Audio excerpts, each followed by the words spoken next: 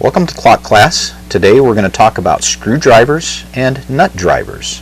And I do apologize for the audio. We're still working out some issues, but I hope that you will find something useful in this video. First of all, we need to talk about safety. So safety glasses are a very important feature, and I would recommend that everybody have a set. Even if you're not working with power tools, anytime you pick up a hammer or a punch, you need to have some safety glasses on. So I'm going to go ahead and put these on. And let's go ahead and talk about some common screw types here. You can see we've got the slotted or flat screw and screwdriver. These, I did a little bit of research. These are really, really old, 1400s or even before. So very, very old, very earliest clock mechanisms. If they had a screw, they would have had slotted or flat screws in them. Phillips screws, 1932. An American developed those out in Oregon. So those are fairly modern. I was surprised. The Allen or hex key screw, 1910. So that's really pretty early. And then I'm throwing the Torx in there just so that we can differentiate between Allen and this one, 1967. You don't see a lot of these in clockmaking, but I put that in there just in case. We do see some Allen or hex, we see some Phillips, and we certainly see a lot of slotted or flat. What's interesting about these two right here is if you see a Phillips screw in an early 1900s clock, you'll know that it's not supposed to be there. You're supposed to have the slotted. So that's an indication that somebody has gotten in there before you. Also, this is a good way of determining the age of a movement. I have two mechanisms here. Let me zoom out just a little bit so that you can see. This is a Seth Thomas 124. And notice what we have for screws holding the hammers. They're Phillips. Okay, so from that we can determine that this movement, here's an identical movement except that it's got flat screws. So the one with Phillips is newer than the one with flat. Okay, so we're able to do a little bit of detective work just by knowing the shape of the screws. So now let's talk a little bit about some screwdrivers. Screwdrivers have different shapes. Okay, this is a flat screwdriver, and I have actually ground this down just a little bit. Let me get you a white background, it's a little easier to see. I've ground this down a little bit so that it will better fit the screw slots. What happens if you don't use a proper screw for the screw slot is you will get screws that become damaged. Okay, see there? That's pretty ugly. Eventually you can't even get the screw out, and that creates problems for us. I grabbed several examples because they're actually fairly common. Okay, people don't always use the proper screw.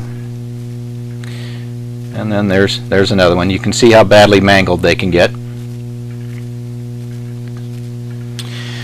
But I also want to show you that there are very different slots between the ages of screws.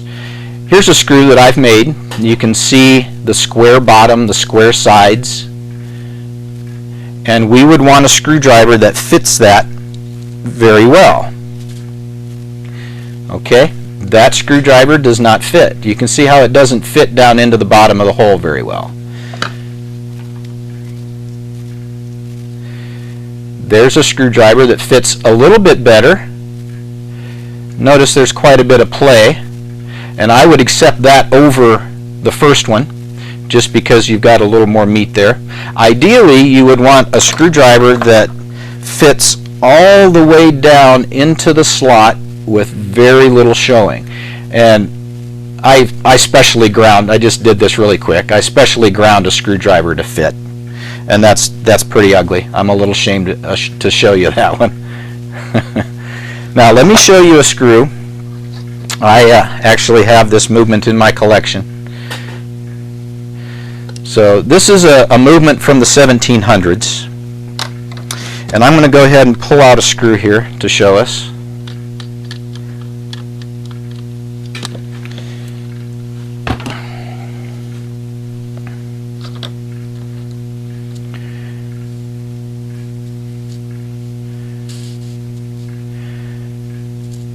Notice the difference between the slot on this screw and the one that I had earlier.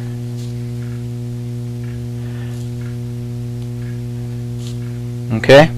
Very different. This is a handmade screw. It uses a screw slot or slotting file. Very V-shaped. So it actually fits the modern screwdriver a whole lot better. So modern screwdrivers are not really ground properly to fit modern screws, unfortunately. You can do a hollow grind on them, and this is something that the clockmaker would do, not a clock associate. It's important that the clock associate recognize, though, which screwdriver to use. Something else that is nice is modifying a screwdriver handle. Okay, most of these screwdriver handles, when you get them, they're going to have a rounded top. Even the smaller screwdrivers, the little more precision screwdrivers, will have a rounded top. What I like to do, and again, this is instructions for the clockmaker, not the clock associate, what I like to do is dish out the handle just a little bit. That gives you more control. Let me zoom out just a little bit. That gives you more control because you can put your finger in there.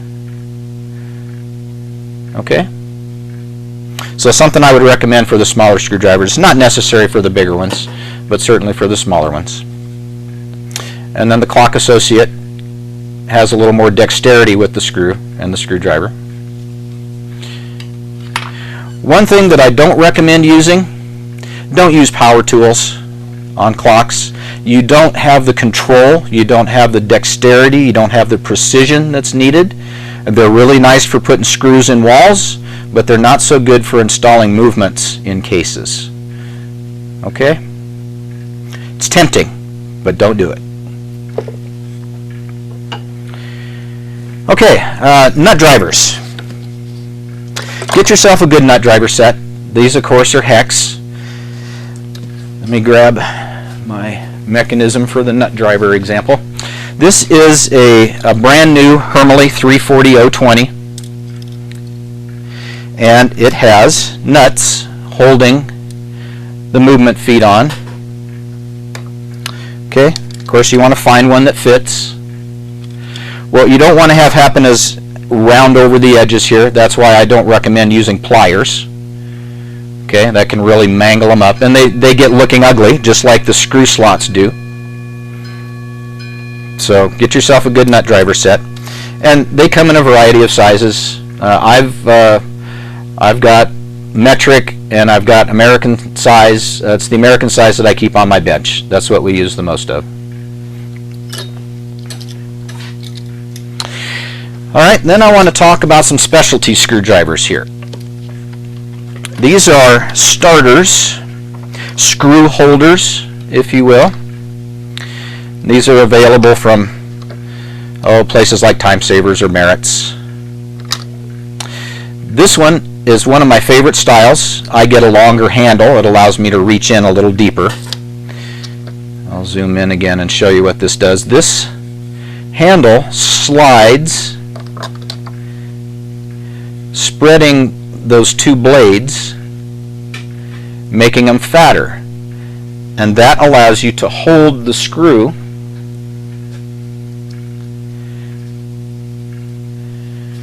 Okay, now it's pretty much hands-free. You can reach into places like clock cases and install the screw. Now again, this is just a starter. It's not designed to seat the screw down. You could damage these. So this is one style, and they come in different lengths. Here's another style. This looks like a normal screwdriver until you get up to this end, and we've got this claw that slides down.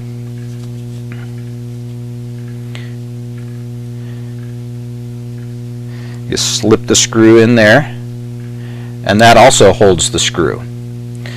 Okay, these are a little more difficult to get free. You have to kind of slide them, and in controlled in tight places it's hard to control where things are.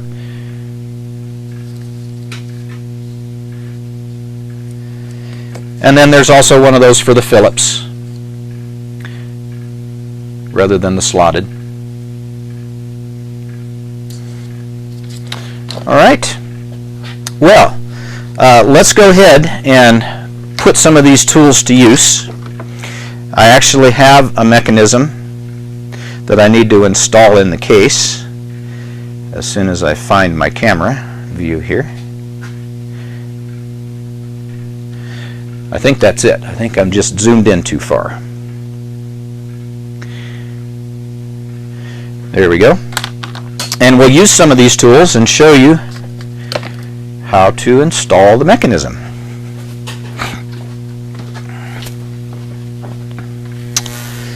One thing that I didn't show you, because it's not really a screwdriver, are these tweezers. Sometimes you'll get a screw that the slot is too large for my favorite little sliding tool. It just doesn't work well. So in that instance, you can use these tweezers, and that allows you to reach in, kind of position the screw. So let's go ahead and install this real quick. Line up the holes. Sometimes there's extra holes. You want the mechanism to be fairly square so that when you put the dial on, everything lines up. Try, as I said, try and use original holes. It's also handy to have a flashlight so that you can see those holes, those hard to reach holes.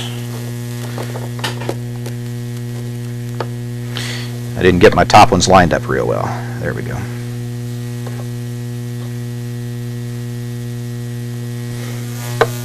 I had intended to have a bunch of different styles of cases and movements to show you. Unfortunately, once I got my outline all put out, I realized there wasn't enough time to do all that. So we'll just show this one, and then we'll talk about setting the beat.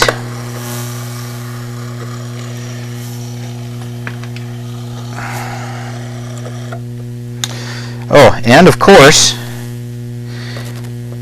you'll want to do the hard to reach screws with the tool that helps you in hard to reach places.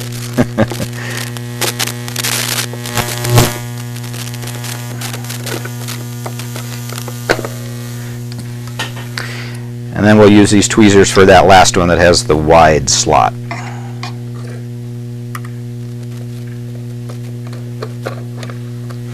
Okay, and then as I said, use a normal screwdriver to tighten these down. And this is a pretty bad example of a screwdriver to use because it's a little small.